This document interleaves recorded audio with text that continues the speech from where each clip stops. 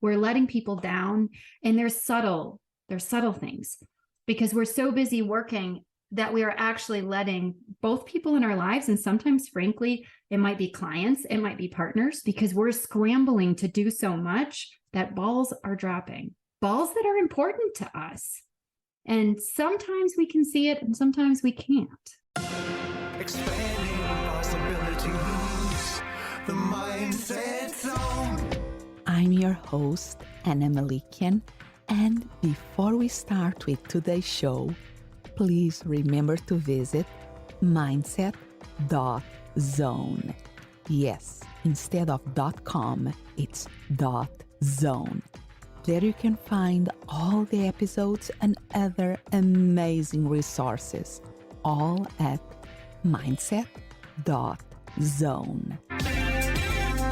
So today our special guest is Jenny Lynne, and Jenny carried her Workaholic with her for 20 years. From the conference room of large corporations to the consulting firm she launched in 2019. And now she has a keynote that is titled The Death of the Workaholic. And we are going to learn why during this conversation. So welcome to the Mindset Zone, Jenny. Thank you so much, Anna. I'm so glad to be here. And I still remember the first time that you told me the title of your keynote, and I was immediately curious about. Then in our conversations afterwards, I learned that you are writing a book with the same title. Mm-hmm. So I'm curious about why did you decide to focus on this topic? Well, I'm a believer that most of us focus on something we need to work on in our own lives. It often starts with our own journeys, and this is definitely mine. As you said, 20 years of being a workaholic before I figured it out. But it's a deeply personal story for me. In January 2021, my kid's dad was diagnosed with cancer, and it was terminal cancer that ultimately took his life. And for the first time in my life, I could not be a workaholic. I did all of the right things to change the behaviors, to reduce my hours, to check the box of working less. But I fought myself every step of the way because I forgot to ask myself, why am I this way in the first place? What purpose did it serve in my life? And how do I want that to look differently? First of all, so sorry for your loss. And thank you so much for sharing it here. Because I think when tragedies like that happens in our lives, the only thing that we can do is learn from them as much as we can. No, seems that you really embrace what life gave you to do the best for you and your kids that was possible. Yes. And I really admire you that now you are, based on that hard experience, helping other people that hopefully they don't have to go through so hard aches to learn something important about themselves. Yes, because while I was forced to do it, there were a ton of benefits of changing that I never, ever would have been introduced to had I not been forced to make this change. So things like scaling and selling my business never would have happened had I been continuing to need to do all of the work myself. So let's go a little bit unpacking that dimension of self-discovery. Mm-hmm. Tell me a little bit your definition of what is, because we use this word quite a lot. I used to say, and I say even quite often, that I'm a workaholic in recovery. Mm-hmm. That is like one of those terms that I think everybody has a different definition for it. So please go ahead. And what is your definition of workaholism? And I agree, by the way. It's one of the questions I ask as I'm doing research. And what is your definition of workaholism and what is your definition of work? And everybody does have a slightly different definition, but there are some common threads.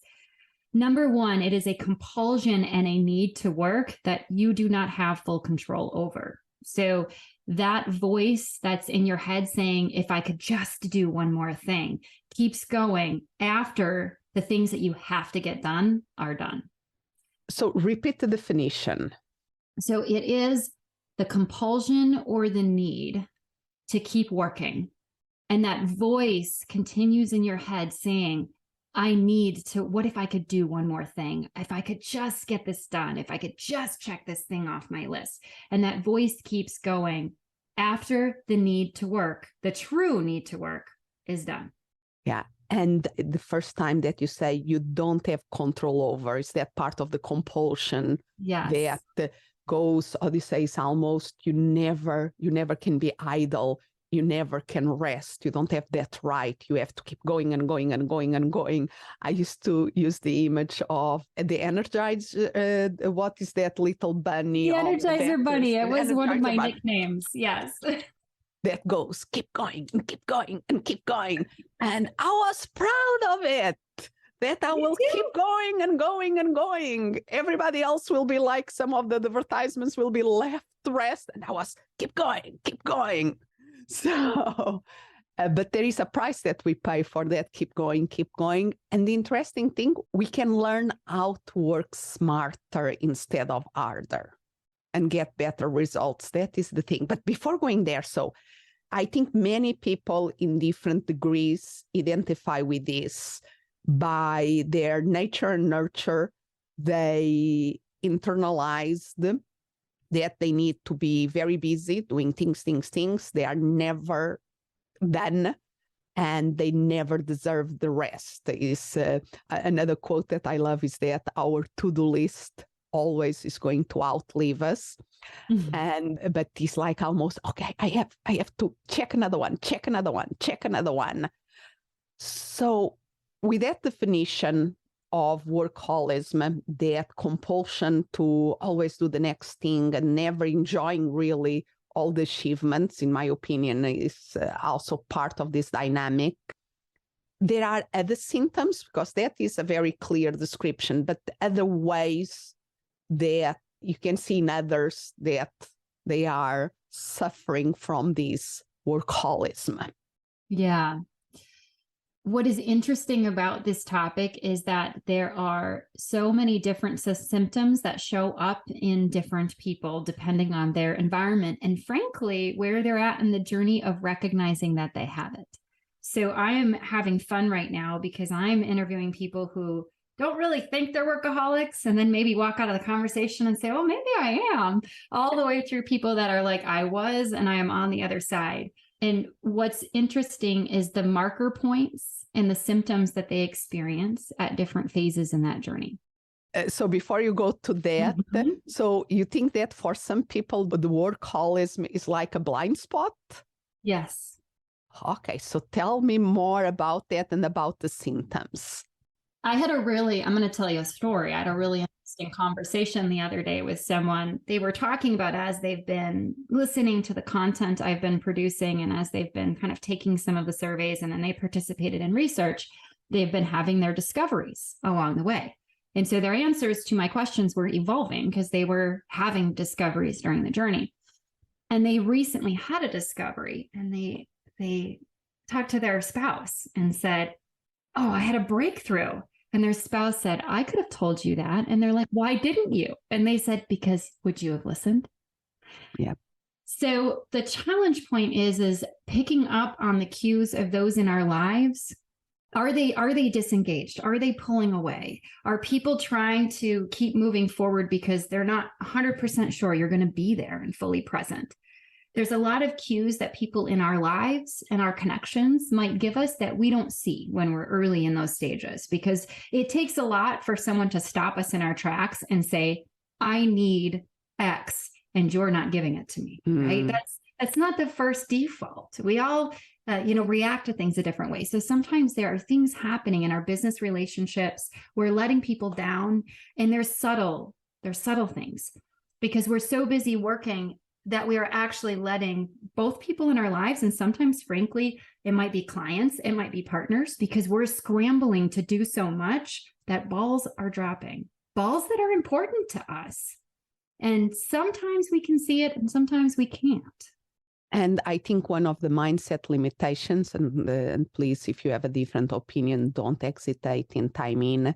But one of the things is that sometimes we notice that we are dropping the balls, but we have like in a mindset that is like, I don't know what to do. I cannot work more hours. I'm already working so much. I'm ready. Let me try to do that. But is that pushing. And when people are in the midst of it, it's not easy to see a way out. Yes. And there's an order I tend to see for folks. The balls start dropping and there's a bit of a frenetic because our default instinct is to solve it by doing something. So we start grabbing at things. And then you're absolutely correct. The next step often becomes, okay, well, there's no more hours in the day. This is impossible. And then we start to figure out, if you're a business owner, it's how can I fund this? If you're an employee or a leader, it's how can I advocate for funding to get more work from my team? So our instinct is to grow versus asking ourselves, should we be doing all this? And then I see a transition to no one that I hire or partner with operates at my level. So that's a very common thing I will hear. I can't hire good people. Yeah. So let me unpack a little bit, because I love how you have this so well thought. So seems that maybe there is a first phase that you are rewarded for being so hard worker. Yes. So you are rewarded by that qualities and by keep going and going and going. Mm-hmm. And then it starts to arrive to a point that we just cannot work more, and we start to not get the results of all that effort. And then all the dynamics that can happen there of frustration, of dropping the balls. And I also love that this can almost become the culture if we are leading a team. It becomes like a culture, and it can be a toxic one. So when we start to have these red flags and this, in ourselves or in the teams that we belong or that we lead, can we do something about it? Yes. We're professional learners, aren't we, Anna? Yes. So there's always something we can do. So the first thing that I tell people to do is stop and pause and actually look at what voices do they have that are reinforcing that working more is a good thing. Because we all have them, and those voices are often positive ones. A common one that I hear is, my parents were the hardest working people I know. I learned work ethic from them, and work ethic is not a bad thing. Let's separate out what hard work and a work ethic versus workaholism is. It's okay. In fact, it's necessary to work hard when you are standing up a new team or a new project or a new organization or a new company. There's a certain level of hard work that is required to get that off the ground. But at some point, that same thing that was required stops working. So you said that really well earlier. There is a history of when I work hard, it gives me X. So what is it giving you? Where did that voice come from, and what is it giving you? Is it a sense of achievement? Is it a sense of meaning? Is there an anxiety behind it? A lot of times I'm talking to people and there's actually an anxiety to be good enough, an anxiety to perform, an anxiety to make more money. For some people, they grew up in poverty and they just are scrambling to make as much as they can. And they understand it sometimes takes hard work, but the problem is at some point that hard work stops working for you. So stop and honor those voices, because they are good ones. They are models. They are heroes in our lives. They are successes that we have had. They are not bad things. I love that. That is totally within my philosophy that, yes, when we become aware of something, when we make that pause, and then we bring that self-awareness up, let's be gentle with ourselves and not falling in the blame game, because that is just going to take the energy that we need to change things. So I love your, okay, let's look at the mirror, realize what is going on, and what can we do? So we have that awareness. We realize that there is some inner work to be done. There is some root causes why we are behaving that, and what can we do about it? Yes. And then that's the next step. What I have found from the people I've talked to is you either need an inciting event or you need something that is desirable, that is pulling you towards a very strong future. And here's what I mean by that. You need a push or you need a pull. A push is, I'm at the edge of the cliff and I just got shoved over the edge. I've got a parachute and I have got to figure this out. I do not have a choice. What happened to me was a push, right? It was I didn't have a choice. I had to figure it out. If you don't have the push, and I highly recommend that everybody, grapple with this before it becomes burnout or all of these other things that are really hard to recover from, you can manufacture that same energy through having a compelling desire, a future that you've created for yourself that integrates both your work and life. So what is it that you want your life to look like, including work? Don't separate those two things because they are not separate. They are one. As a workaholic, they are one thing. So let's call it what it is and let's make it one thing. And then where are you at now and where's the gap between those two things? I love that. I had the push with cancer. That is like a wake-up call that made me, because I was working hard, and it was that kind of situations that really you don't have any other choice to slow down, like you were so well describing. And I'm also in the mission of that. How do you say, you don't need to have these push situations, that big crisis. You can learn from others that did it. And I love the pull energy. How can we, you are speaking about really, I think, is have clarity of our life purpose, that has the work, that has the life, that has all the mixtures of what is important to us. And are we living for our life purpose or are we just busy? Yes. Yes, because that is the difference between working hard and being a workaholic, is you are choosing what you will work on. You are consciously choosing what gets your energy. And when it's done, you are able to put those things up and say, I'm done with that. And now I get to rest. So one of the things that I really like that you are really articulating is that nuance about hard work. Hard work is not bad in itself. And we can be proud of being able to put hard work. But we can be smart on how we are using that hard work to achieve our goals, to be living our purpose, and not to be burning ourselves to the ground. Yes. And I'll give an example, if that's okay. I had a conversation today because I'm doing a handful every week. And the person and I were comparing notes when we started our second company. So, you take the learnings from your first company, you start the second one. And one of the things he did was, because he had worked so hard and was a workaholic on the first one, he decided in the second one, he was going to try to hire the right talent, stay out of the middle of everything. And so he was actually less involved than he needed to be for the first 12 to 18 months of his company. And it struggled to get off the ground the same way. My second company, I consciously took the things from my first company that I delegated too fast, and I actually kept them. I do have superpowers, like creating systems and frameworks that are so amazing that I shouldn't hand that off right away. It's my superpower. So I hung on to those, and I actually was very intentional about the systems that I set up. But there are other things I did in my last company I should have handed off a long time ago. I didn't make that mistake this time around. I hired a marketing person right away to make sure that, all my podcasts and all my content that I create is getting out there in the world and not just sitting on my phone or my, hard drive somewhere being wasted. So I made changes, conscious changes in where I focused my attention and energy, the services I offered, how I'm spending my time, and release things from that last time around. So I was able to generate more income, create more time, have more purpose and meaning. And I'm only working 30 hours a week. Well, last week was 22, but the average is about 30. That's how we work smarter.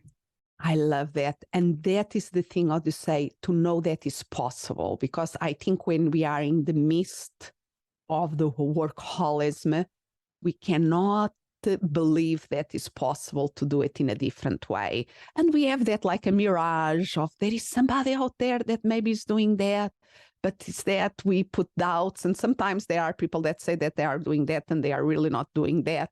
and all those things, that is important to have examples of, for me, very important. And how we do it, I think, can be different from person to person. For me, the thing was not working after dinner. That was my thing. I don't mind to work very hard from when I start my day until dinner time, but after dinner, I want family time. That is my life by design. Once in a while, do I work after dinner? Yes, once in a while, as I do it, but not like the norm. It's rare. In fact, I cannot tell you when was the last time that happened. But is, for me, creating that space. I work hard to make my business grow, to achieve my goals. But after dinner is family time for me. And I love that.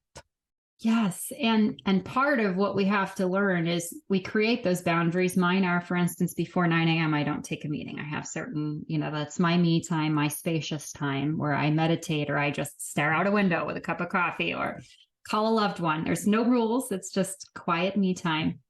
And I think when I'm talking to people, like I talked to someone last week, and what they struggle with is how do they end the voices? And this is why I call sometimes finding your kill switch. It's not that you're killing, this hard work ethic. What you're doing is learning how to turn off those voices and say, is this really a hard deadline or am I manufacturing a sense of urgency right now? And sometimes we don't realize, and that is, for me, was a big transformation. We don't realize the energy that voices and that some of these dynamics are draining out of us. And when we learn to be more in the flow of high performance, we absolutely can achieve more in less time. Yeah. But we have to learn that. It's a skill that is a learnable skill and that can be developed. It can. And it's a lot of the boundaries you're talking about. It's really important to understand that our brains only have the capacity to work on so many things at the same time. And every time we switch between them, we're losing energy and traction. So focusing on those priorities is the single most important thing that anyone can do to get more bang for their buck with their time. And every time that list gets long, and you see 15 things on that list, your first question is, how do you take 12 of those things or more, put them in a bucket of, I will look at this later, but you are a distraction right now, and come back to the 1 to 3 things that are going to drive you forward the most right now. Is the prioritization, and something that you allude already here in our conversation, focus on your strengths. Know what are your strengths and really go full out on those and delegate as much as possible the things that are not your strengths. Mm-hmm. I'm always telling people to be fully aware. When is there a skill or a muscle that you need to develop? And so therefore you're consciously choosing to work on something you will not be as good at because you're building that muscle. Or when is it something that it's not critical for you to master? It's not something that you want to master, and it's not something you should try to master. And there's other talent on the market that would love to do that for you. You can give someone else a job. Yes, and realize that. I still remember during some time I had a local assistant here, and I like to develop the processes. I like to develop the systems, but then the keeping up of it is boring for me. But she loved that. She loved to have a set of steps that she was doing them, and she say accomplish, and that gave her energy. When I realized that, I was, what drains my energy, energize another person? And that is the thing, to create a team that everybody can focus on the things that energize them most. Yes. And one thing I find is a challenge for doing that for workaholics is oftentimes workaholism and perfectionism go hand in hand. They're both achievement-based. I'm looking to achieve something. I want to outcompete and show up in a either I'm competing against myself or others. I want to outperform the norm. So there's this aspect of perfectionism that can weave itself through us and disguise itself as workaholism. Yeah. And it's totally true, because Sometimes we try to do everything so perfect that we are not doing the things that are important and we really can excel. We are not really using our potential there. Yes. And it shows up when we try to delegate to people. We often struggle to figure out how to make something concrete where we both accept what are the expectations? What are the standards? What are you going to do? And what am I going to do? When things fall through the cracks, how do we have that dialogue and not have it be a negative thing? Like it doesn't have to be a bad thing. It's just us figuring out what this whole thing will look like. So oftentimes people struggle with delegation because there's not only a workaholism, it's just easier for me to do it myself. There's also a perfectionism. I'll do it better than anyone else can do it. And those two things make it so difficult to release. Absolutely. And for me, it was very important also realize that, for instance, in the field of high performance of the athletes and the sports, they have to do breaks. They have to have coaches. They don't do it alone. And I think for people out there that if you feel that you are in this kind of dynamic and you don't know your way out, there are ways, or you say, you don't have to do it alone. Yes. Yeah. And I just had a podcast interview of somebody a week or two ago. And that was exactly the takeaway they gave to everybody else. What they learned, because they topped out in terms of growth. And so they learned they had to bring someone from the outside to point out the blind spots and drive it forward because they couldn't see it clearly at that particular time. I think will be hard to find a professional athlete or even an Olympic gold medal that doesn't have a coach. Possibly there is one out there, yes. But if we go to find patterns, having a coach, having a mentor, having somebody that can accelerate your learning is one of the best things that you can do. Yes. And a couple of people who are workaholics told me there's a couple of challenges with that for workaholics. Number one, we like to do things ourselves. Yes. And so asking for help is not, and I speak personally, is not our forte. That was actually the first thing I had to learn how to do was ask for help and admit that I needed help. And that's not easy because we've always been able to solve things by just taking care of it ourselves. The second is sometimes we have a tendency to bring on coaches that we can dominate because we like to go. We're proud of our type A personality. And so we bring in people that we can boss around a little too much instead of people who are going to put us in our place a little bit, who are a level or two beyond where we're at in the topic we want to be coached on and are not afraid to challenge our thinking and way of showing up. Yeah. And I think one of the things that people listening to this podcast can do is in their podcast app, of course, make sure that you are following the Mindset Zone. And after this interview ends, make sure that we'll go and look for Jenny podcast. Tell us that is the name. Yeah, the name is Death of a Workaholic. So I'm just keeping with the theme to make it easy for y'all. Yes. And start to listen to that podcast too, and start to see that there are different ways of doing this. And with that said, where can people know more about your speaking, about how to work with you? So tell us a little bit besides following your podcast. Yes. So the easiest way is to go to deathofaworkaholic.com. It will redirect to my website and there'll be a contact form there. And I say that just because then you don't have to remember anything else. But if you want to email me, you can always email me. It's jenny@jennylynneerickson.com. But because that's a really big mouthful, just go to the website and use the contact form. Perfect. You can work smarter, not harder all the time. So thank you so much for being here today with us and keep spreading your message out there. Thank you for having me, Anna. Expanding possibilities, the Mindset Zone. Thank you for listening, and remember to visit mindset.zone. Yes, instead of .com, it's .zone. There you can find all the episodes and other amazing resources, all at mindset.zone. As always, I'm so grateful you are here. Expand what's possible for you, for the ones around you, for the world.